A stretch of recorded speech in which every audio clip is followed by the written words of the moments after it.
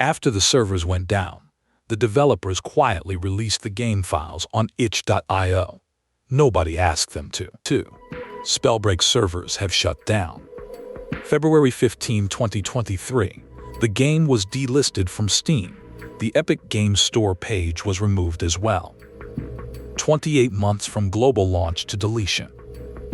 Here is where the story becomes unusual. Shortly after shutdown, the development team released the community version on itch.io. It contained server files and a document called How to Host a Server. Players could fill lobbies with bots and run the battle royale themselves, independently, without Blizzard or Proletariat. The files were free. A studio that no longer officially owned its product released the tools to keep it running anyway. Blizzard had purchased the developers. No one had purchased their sense of obligation to the people who had played. What killed Spellbreak is not obscure. The CEO named the mechanism in public before the game even launched. A live service game survives by delivering new content fast enough to retain the players it acquires.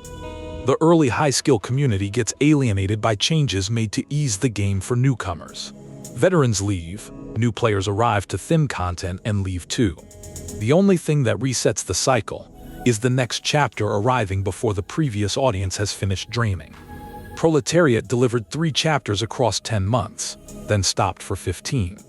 They had built their founding team from people who had spent careers understanding this exact problem. The knowledge was there. Something interrupted the execution. The acquisition talks began in December 2021, the same month the content drought did. It is possible the studio was already orienting toward a different future while the servers kept running and the players kept waiting. $28.2 million in venture funding creates an expectation of revenue. 5 million players in 3 weeks suggested the investment was working. But player acquisition is not revenue, and a free-to-play battle royale cannot sell a box. It sells seasons, cosmetics, progression. Spellbreak had none of those things available for the final 15 months of its operation.